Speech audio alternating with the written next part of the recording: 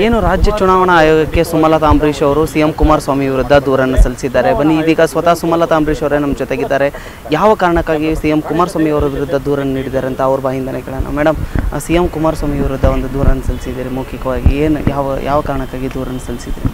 ಬೇಕಾದಷ್ಟು ರೂಲ್ಸ್ನ ಬ್ರೇಕ್ ಮಾಡ್ತಿದ್ದಾರೆ. ನಮ್ಮ ಮನೆ ಸುತ್ತ ಇಂಟೆಲಿಜೆನ್ಸ್ ಆಫೀಸರ್ಸ್ನ ಹಾಕೋದಾಗಲಿ, ಫೋನ್ಗಳನ್ನ ಟ್ಯಾಪ್ ಮಾಡೋದಾಗಲಿ, ಆಮೇಲೆ ನಮ್ಮ ಕಾರ್ಯಕರ್ತರಿಗೆ ಬೆದರಿಕೆ ಆಗಲಿ, ಈ ಮಂಡ್ಯದಲ್ಲಿ ನಮ್ಮ ಫಾಲೋವರ್ಸ್ ಏನಿದ್ದಾರೆ ಅವ್ರನ್ನೆಲ್ಲ ಒಂದು ರೀತಿಯ ಆಮಿಷಗಳು ಕೊಡ್ತಿದ್ದಾರೆ. ಒಪ್ಪಿಲ್ಲ ಅಂದರೆ ಬೆದರಿಕೆಯಲ್ಲಿ ಅವ್ರನ್ನ ಇದು ಮಾಡೋಕ್ಕೆ ನೋಡ್ತಿದ್ದಾರೆ. ಸೊ ಇವೆಲ್ಲನೂ ನಾನು ಅವ್ರ ಗಮನಕ್ಕೆ ತಂದಿದ್ದೀನಿ. ಅದೇ ಮೇಡಮ್, ಇದೀಗ ಸಿಎಂ ಕುಮಾರಸ್ವಾಮಿ ಅವ್ರಿಗೆ ಎಲ್ಲೋ ಒಂದು ಕಡೆ ನಿಖಿಲ್ ಕುಮಾರಸ್ವಾಮಿ ಅವರು ಸೋಲ್ತಾರನ್ನೋ, ಸುಮಲತಾ ಅವರ ವಿರುದ್ಧ ಹೀನಾಯವಾಗಿ ಸೋಲ್ತಾರನ್ನೋ ಒಂದು ಉದ್ದೇಶದಿಂದ ಈ ರೀತಿ ಆದರೂ ಏನಾದರೂ ಮಾಡ್ತಾ ಇದ್ದಾರಾ ಅಂತ ನೋಡಿ. ಅವ್ರ ಕಾರಣಗಳು ಅವ್ರಿಗೆ ಬಿಟ್ಟಿದ್ದು, ನನಗೆ ಗೊತ್ತಿಲ್ಲ ಅವ್ರು ಯಾವ ಕಾರಣಕ್ಕೆ ಮಾಡ್ತಿದ್ದಾರೆ ಅನ್ನೋದು ನಿಜ. ಅದನ್ನು ಹೇಳೋಕೆ ಬಂದೆ ನಾನು ಅಷ್ಟೇ. ಅಂದರೆ ಇವಾಗ ಸಿಎಂ ಕುಮಾರಸ್ವಾಮಿ ಅವರು ಬ್ರೇಕ್ ಮಾಡ್ತಿದ್ದಾರೆ, 1000 ರೂಪಾಯಿಯನ್ನು ಕೊಡ್ತಿದ್ದಾರೆ ಅಂತ ಹೇಳಿದರೆ ಅದಕ್ಕೆ ಏನಾದರೂ ಸಾಕ್ಷಿಗಳಿದ್ದಾವೆ? ಇಲ್ಲ, ಇದನ್ನೆಲ್ಲ ನೋಡಿ ಮಾತುಗಳು ಬಂದು ಮನೆಗೆ ಹೋಗಿ ಅವರು 1000 ರೂಪಾಯಿ ಕೊಡ್ತಿದ್ದಾರೆ ಅನ್ನೋದು ನಮ್ಮ ಬೆಂಬಲಿಗರು ಕಾರ್ಯಕರ್ತರ ಮನೆಗೂ ಹೋಗಿದ್ದಾರೆ. ಸೊ ಅವರಿಂದ ಬಂದಿರೋ ಮಾಹಿತಿ ಇದು. ಮೇಡಮ್, ಇದೀಗ ಯಶ್ ಮತ್ತು ದರ್ಶನ್ ಅವರು ಜೋಡೆತ್ತುಗಳಲ್ಲ, ಅವರು ಕಳ್ಳೆತ್ತುಗಳು ಅಂತ ಏನು ಸಿಎಂ ಕುಮಾರಸ್ವಾಮಿ ಅವರು ಒಂದು ಆಡಿಯೋವನ್ನು ರಿಲೀಸ್ ಮಾಡಿದ್ದಾರೆ. ಅದ್ರ ಬಗ್ಗೆ ಏನು ಹೇಳ್ತೀರಿ ಮೇಡಮ್? ಆಡಿಯೋ ರಿಲೀಸ್ ಮಾಡೋ ಒಂದು ಲೆವೆಲ್ಗೆ ಸಿಎಂ ಅವರು ಹೋಗಬಾರ್ದಿತ್ತು ಅನ್ನೋದು ನನ್ನ ಫೀಲಿಂಗು. ಅದು ಬೇಜಾರಾಗುತ್ತೆ. ಈ ಲೆವೆಲ್ಗೆ ಹೋಗಬೇಕಾ ಒಂದು ಎಲೆಕ್ಷನ್ ಅಂತ ಬಂದ ತಕ್ಷಣ?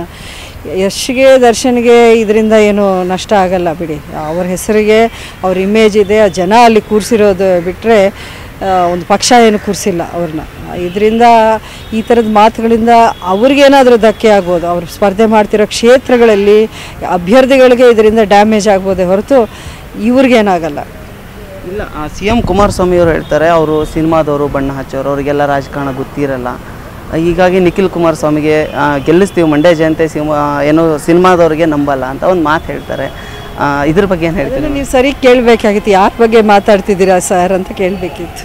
ಯಾಕಂದರೆ ಅವರು ಬಣ್ಣ ಹಚ್ಚಿದವರೇ, ಅವರು ಸಿನಿಮಾದವರೇ, ಅವರು ಸಿನಿಮಾ ರಂಗದಲ್ಲಿ ಚಿತ್ರ ಡಿಸ್ಟ್ರಿಬ್ಯೂಷನ್ ಮಾಡ್ಕೊಂಡು ಬಂದವರು, ಮಗನೂ ಸಿನಿಮಾ ಆ್ಯಕ್ಟರ್ ಆಗಿರೋದ್ರಿಂದ ಸ್ಪೆಸಿಫಿಕ್ಕಾಗಿ ಹೇಳೋಕ್ಕೆ ಕೇಳಿ ಯಾರ ಬಗ್ಗೆ ಮಾತಾಡ್ತಿದ್ದೀವಿ ಅಂತ. ಅಂದರೆ ಈಗ ಲೋಕಸಭಾ ಚುನಾವಣೆಯಲ್ಲಿ ಸುಮಲತಾ ಅವರಿಗೆ ಯಾವುದೇ ರೀತಿಯಾದಂಥ ಭಯ ಇಲ್ಲ? ನನಗೆ ಭಯ ಇಲ್ಲ, ನನಗೆ ಯಾವುದೇ ಕಾರಣಕ್ಕೆ ಭಯ ಇಲ್ಲ. Because I will accept any result. ನಾನೇ ಗೆಲ್ತೀನಿ ಅಂತ ನಾನೇನು ಹೇಳ್ತಾ ಇಲ್ಲ. ನನಗೆ ಗೆದ್ದರೂ ಓಕೆ, ಸೋತ್ರೂ ಓಕೆ. ಇದಿಷ್ಟು ಸುಮಲತಾ ಅಂಬರೀಶ್ ಅವರ ಮಾತಾಗಿತ್ತು. ಕ್ಯಾಮ್ರಾ ಪರ್ಸನ್ ಧನರಾಜ್ ಜೊತೆ ಅರುಣ್ ಇಪ್ರಗಿ, ಪವರ್ ಟಿವಿ, ಬೆಂಗಳೂರು.